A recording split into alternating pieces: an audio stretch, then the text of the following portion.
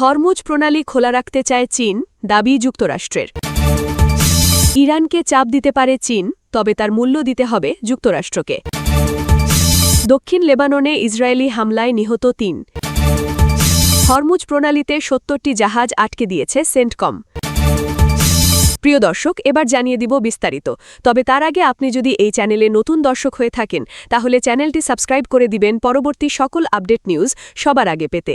এবং আপনি যদি নিরীহ ইরানিদের ভালোবাসেন তাহলে আই লাভ ইরান লিখে বিশ্ববাসীকে জানিয়ে দিবেন। এবার বিস্তারিত।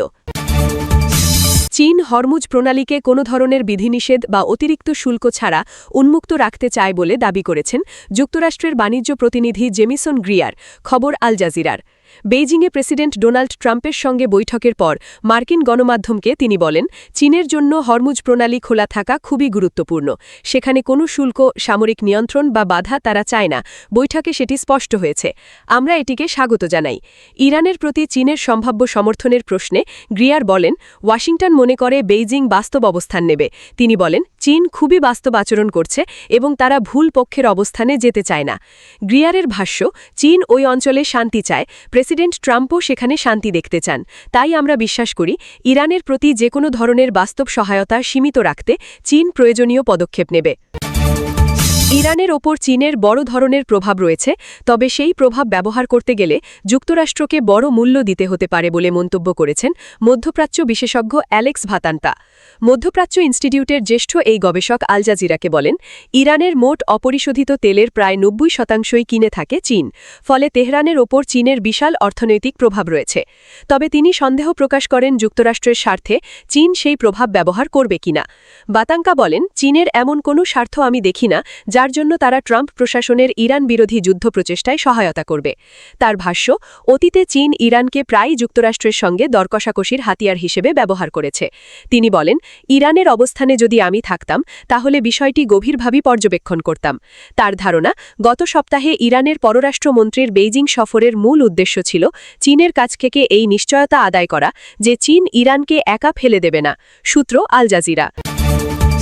দক্ষিণ লেবাননের বিভিন্ন এলাকায় ইসরায়েলি বিমান ও গোলাবর্ষণে অন্তত ৩ জন নিহত এবং ৫ জন আহত হয়েছেন। একই সময়ে ইসরায়েলি বাহিনীর ওপর হামলা করেছে হিজবুল্লাহ। খবর শাফাক নিউজের। লেবাননের গণমাধ্যম জানায়, বৃহস্পতিবার নাবাতিয়ে ও টাইর জেলার বিভিন্ন এলাকায় ইসরায়েলি হামলা চালানো হয়।